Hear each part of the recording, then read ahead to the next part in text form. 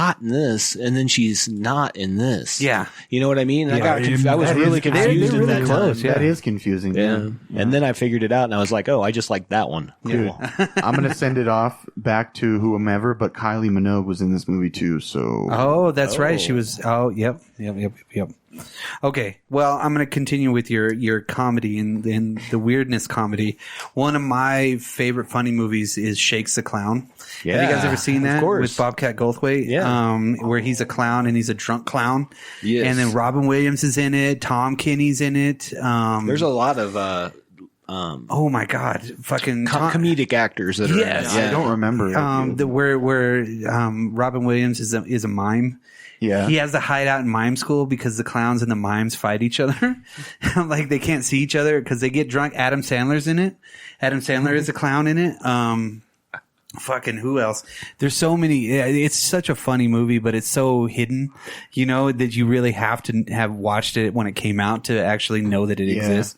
Because it's such a fucking weird movie, and it's dark, but it's funny. Like he shows up to a birthday party, fucking wasted off his ass, and he pukes everywhere, and then like he goes through. God, he has to hide out from the rodeo clowns because they frame him for a murder, and then he's got to go into like the mime school, and he's dressed like a mime, but it's Bobcat Goldthwait in a fucking a mime suit. It's fucking it's funny. And Robin Williams did he direct is hilarious. it? I don't remember. I think so, or he wrote it or did something with it. Like that because he made a movie later in he directed a movie with Robin Williams in it. What was that one? World's Greatest Dad. Oh, you guys for ever real? see that one? Well, he's done a lot after the fact. In the 80s, he was all about Police Academy. That's where he got all his money. Yeah. Zed. I remember seeing his stand up when I was little. Like I would watch the stand up on HBO. On HBO, yeah.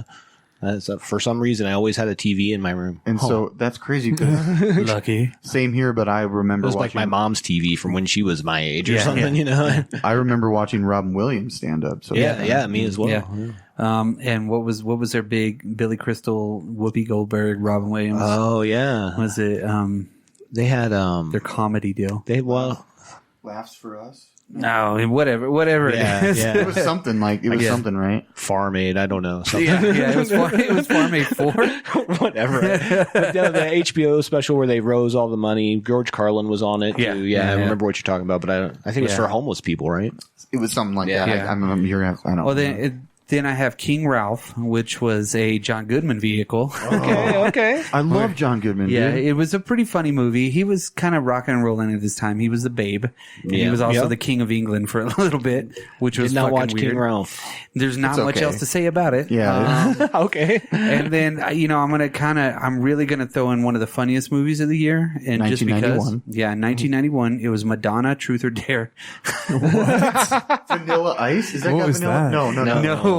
Madonna, Truth or Dare was her That concert was her deal. concert movie, right? She like deep throated a fucking Avion bottle. Yeah. And she was in love with what's his name? Antonio Banderas. That was one of the very first things that he was in American wise. She kind of popularized him a little bit because she was like, "Oh my God, he's like the hottest dude ever." Well, her and Robert Rodriguez. But. Antonio Banderas. Yeah, Antonio Banderas. This would have been before that, though. I know, but well, because he did movie? Assassins after that.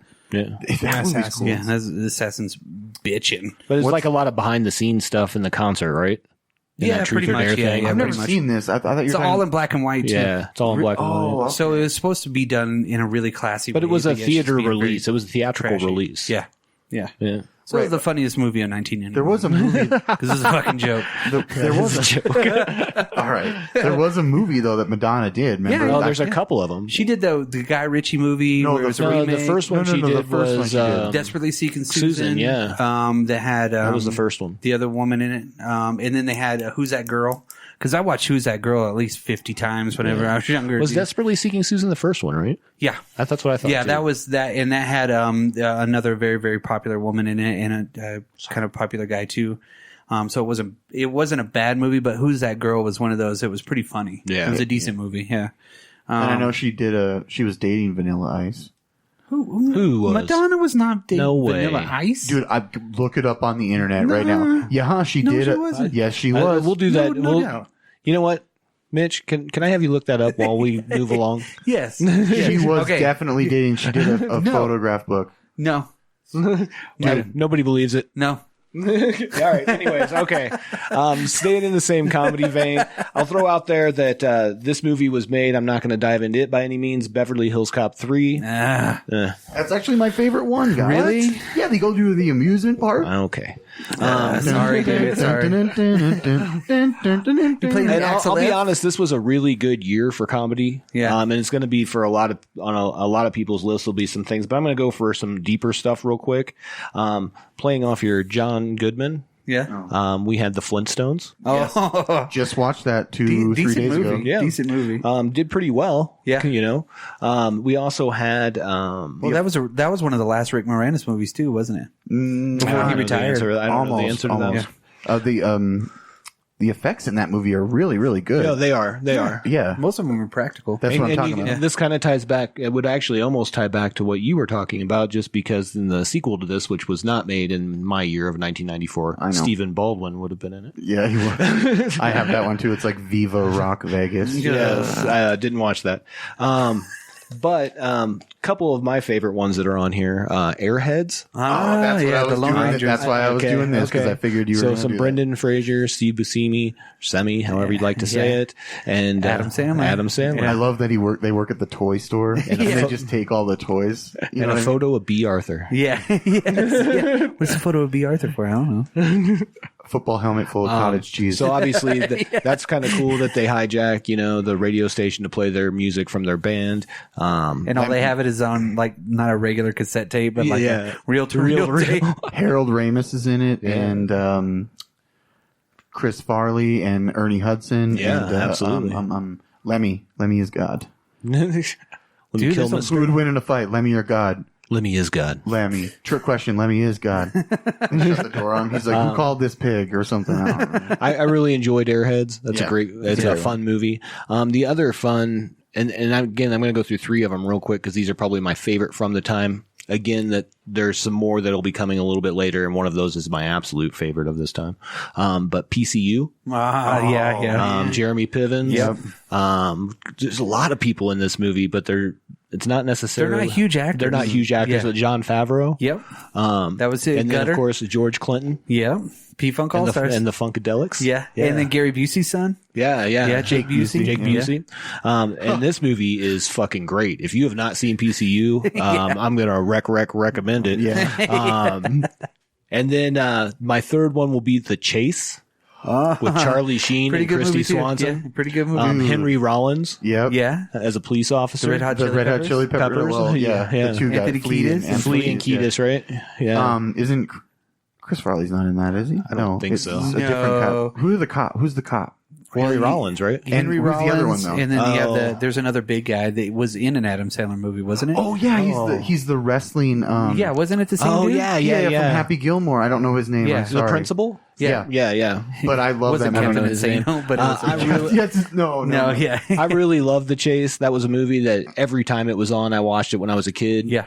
Still do. Makes me want to eat a Butterfinger. Yeah. Absolutely. The Revolting Blob. I will tell you There it is. The Revolting Blob.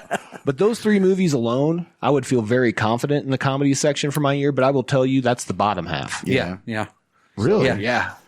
Because it really ties in with Bulletproof is kind of like that the chase, you know what I mean? Yeah, absolutely. But, we're talking 2 years apart. But I really, The Chase was such a great movie, man. It's so cool. And it was just another one of those where it's like they just keep throwing things in to, Yeah. I don't know. And I'll throw a real quick one out just for Tyson. I think it was Tyson that told me this. Naked Gun, 33 1/3. Oh, I used to watch that all the time. Yeah. So I don't know why. that was also made in '94. I don't care about that, but Right. it's out there. In the There must be something with maybe my age that I liked Beverly Hills Cop 3. I liked Naked Gun 33 1/3. You know what I'm saying? I like the third ones that everyone was like, nah. But at my time, I was like, this one's the funniest one. I don't know. But anyway, moving along. Your turn. There's a couple really important movies I think came out this year. If we're talking like Oscar wise, but I'll get to maybe those later. The one I want to bring up is directed by Danny DeVito, Matilda. Good movie. Yeah, absolutely. Everyone still talks about that. I guess he said in an interview recently that I read in Rolling Stone that said he always gets complimented about that. Yeah, because he's Matilda's dad, but they don't know that he actually directed that. Right, right. And it's based on a Roald Dahl story. Yeah, that's a cool one. Yeah. Yep. Well, even my daughters were obviously born much later, but they watched that movie. It's awesome, dude. So. It's really cool. And that young woman, that little girl. I don't know. She's like a woman now or whatever. But I would assume her I think her parents or one of her parents was dying from cancer, and Danny DeVito arranged a screening of. Well, that's not near as funny as when I was laughing. I know. Sorry. No, I'm just kidding. Sorry. That's good to know, though. That's cool. Yeah. Let's move on to some more big drama. Now, I don't know. There's a whole documentary on this, but I don't know if you guys have ever seen it. Richard Stanley had originally intended to make a movie adapted from the story "The Island of Dr. Moreau." Yeah, I've seen that doc. Yeah, and I think we've actually talked about that a couple times. Yep, Yeah. it's the lost something the Island of Dr. It was very, yeah. How was it was that very again? like It was like cursed. Yeah. Well, like what happened in the documentary? Anyway, The Island of Dr. Moreau came out this year. Yeah. Val Crazy Kilmer. fucking movie. It still is a weird movie. Yeah. Lo my. Yeah. It's weird, dude. I mean, like, I remember liking it as a kid, but I remember always thinking there was something always off with it. Yeah, it was a really strange one, that's for sure. And then I saw the documentary and I realized, they started to make a whole different movie after they fired this guy or whatever. Yeah. He was a rock and roll dude that did that. But it was a very MTV-esque rock and roll movie, too. The Island of Dr. Moreau. Oh, you mean the way it was advertised? Yeah, I understand. Yeah. I don't know what else. If we're going to stick with Rick Moranis and the Flintstones, a movie that came out that I really enjoyed, that I watch, I don't know, once a year, maybe once every 2 years. Big Bully. You ever seen that? I don't think so. Tom Arnold, Rick Moranis. Yes, I remember it. Tom But Arnold I've only sounds seen it a couple awkward. of times. Yeah. Tom Arnold used to bully this little kid, and then when he gets older, he moves back from Minnesota. Oh, I think I have seen this. Yeah, and Rick Moranis is the kid that was bullied. yep, Yeah. And then he starts bullying him again, and it's just like a dark, kind of weird, funny. I don't know. It's just one of those movies that I always want. And I think it was the last Rick Moranis live action. Oh, okay. Before he appearance. retired? Sure. He did some voice work on. I know the last thing he did was Brother Bear or Brother Bear 2. Yeah. Well, he And, retired because his wife had cancer. That is correct. His wife passed away, so he decided to stay home and raise the children. Yeah. Right. Yeah. And Reddit breaks every time they bring up that story. Yeah. Reddit's Dude, like, pew. I like it, man. I read an interview, but I won't digress into that. But Big Bully is really funny and weird. It's another short one. There's a lot of short movies that I picked, like Bulletproof and stuff. There's like an hour and 30 minutes. Sure. They must have been really trying to keep it around this time in the 90s. Trying to keep everything going. You know, we want people to get in the theater and be in and out in under 2 hours so we can do it again. You know what I mean? So, yeah, those are some of the ones I picked. I just thought they were kind of in the more of the darker vein. Well, of like dark comedy. You know, Matilda's parents are kind of mean. And, Yeah, that is definitely a dark. You know what I'm saying? That's why my kids watched it. And then Big Bully.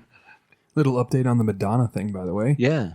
1991. They did date. Fuck. Ah. He broke Son up. of a bitch. He broke up with her? over her Photograph coffee table book. Yep. that she was coming out with Told called ya. Sex. Wow. Because it had nude photographs of So them. that was was like, was I'm not gonna pre do it for me. pre Suge Knight hanging him over the. Yep. Probably. the Wait, thing? wait, No, wait. it'd have to be after that. It'd have to be after that. Yeah. Yeah. Yeah, it's somewhere around that same time. He said she was a great lover and he liked dating an older woman. Well, she wasn't that much older than him. Maybe I mean, about but 10 years. If there's anyone other than don't David know Bowie that keeps reinventing themselves, it's Madonna, right? Yeah. Absolutely. Yeah. Absolutely. Yeah. Okay. All right. So I got some more comedies. I don't know if you guys remember this movie, which was fucking a weird movie, but Nothing But Trouble. With yeah. Aykroyd, Candy, Yeah. Chevy Chase, Demi Moore, Yep. and fucking the Digital Underground. Yep. Yeah. Yeah. Yep. The hump to hump. Yeah, it was a weird fucking movie. So weird. Here's just a weird thing. Digital Underground, Tupac's first rap group. Yeah, he Yep, was on he's that in movie. it. Yeah, he he was is. on I that know. movie. Yeah, they get pulled over. Yeah. Digital Underground gets pulled over, and then they actually have them. And rap. Dan Aykroyd lets him remember. go, I think, Yeah, right? yeah, he lets them go instead of. Well, he definitely does not let Chevy Chase and Demi No, Moore go, but no. he directed that movie too. Yeah. Yeah. It's a weird fucking movie. Yeah. I think the press on it was really bad, and it really didn't do as good as it. But it's so so cool and Nietzsche and like